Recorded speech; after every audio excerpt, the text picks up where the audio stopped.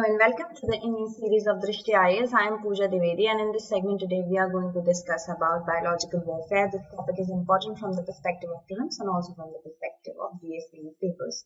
So if we talk about the news, many scientists have discussed weaponizing coronavirus in the year 2015 according to a media report. Now this is based on a paper titled The Unnatural Origin of SARS and the New Species of Man-Made Viruses as Genetic Bioweapons.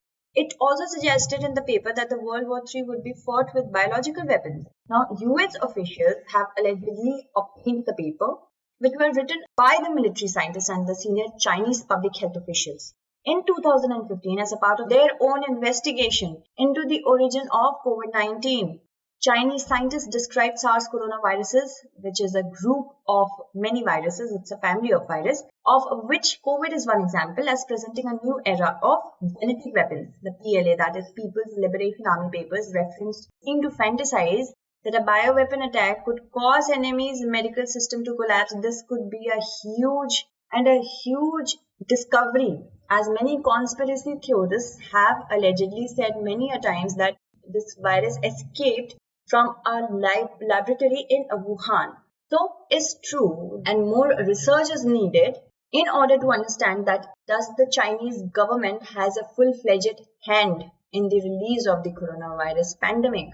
It references work by US Air Force colonel who predicted that World War III may be fought with bioweapons. The paper also includes musings that SARS, which hit China in the year 2003, could have been man-made and it was a bioweapon deliberately unleashed by terrorists. So, this is the Five Eyes Alliance, the intelligence alliance which consists of 5 countries: Australia, Britain, Canada, New Zealand, and name one more country in the comment segment for me, please. This intelligence agency is a cross-border intelligence agency which actually theorized that this could have been a bioweapon in the last year itself.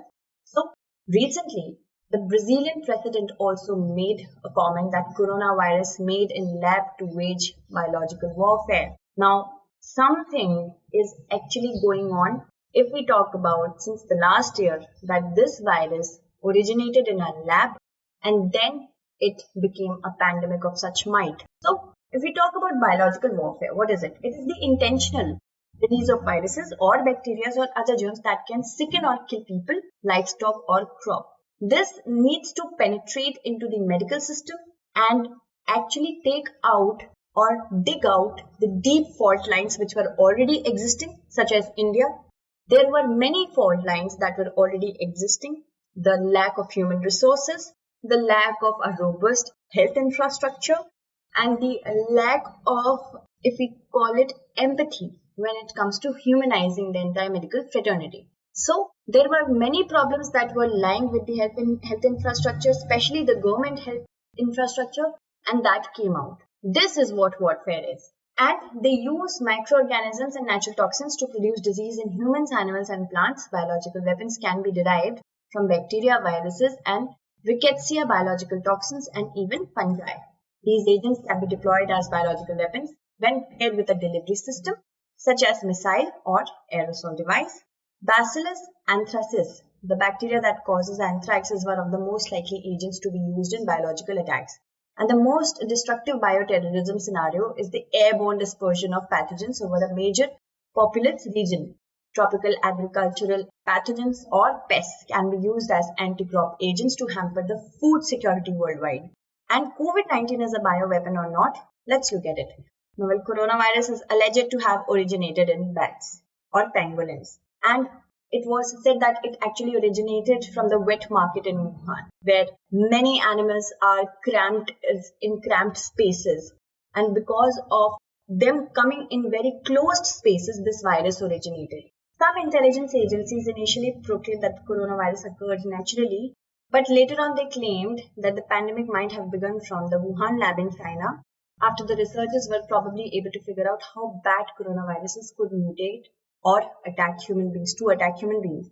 However, there is no proof as of yet that the pandemic virus was engineered or manipulated. In the Indian context, with the existence of hostile neighbors like Pakistan and China, the threat of biological warfare becomes very important and cannot be ruled out entirely. If we talk about the impact of such bioweapon, It is a substantial threat because small amounts of biotic agents can be effortlessly hidden, of course, transported and discharged into vulnerable population, and it can be covered under the garb of natural calamity. It can impact and expose military and civilian susceptibilities to biological weapons and to the complexity of offering ample safeguards. Bioweapon experts believe that currently bioterrorists probably attack the biotechnological capability to produce super pathogens or super pests.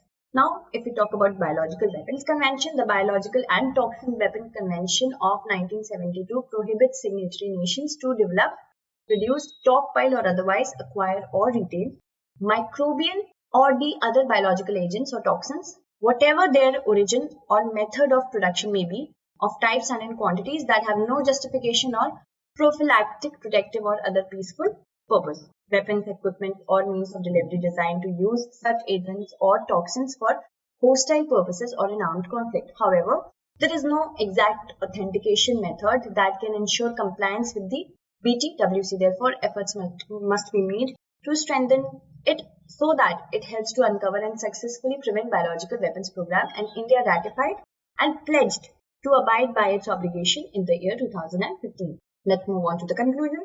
Now, the studies conducted to assess the actual efficiency of counter-bioterrorism measures are insufficient, which needs to be changed. It becomes important that engaged in methodical efforts in studying the efficiency of counter-bioterrorism measures are applied in very meticulous way. It should be taken into account that the implementation of some specific counter-bioterrorism practices can possibly have consequences with respect to human rights, institutional liberties, fundamental democratic values and the rule of law. Let's move on to our main question. Biological warfare is a potent threat to the countries across the globe. Are the existing mechanisms robust enough to prevent biological warfare? You have to analyze it. That's it for today. Tomorrow we shall meet again with another segment. Until then, stay updated, stay safe, and thank you so much for watching.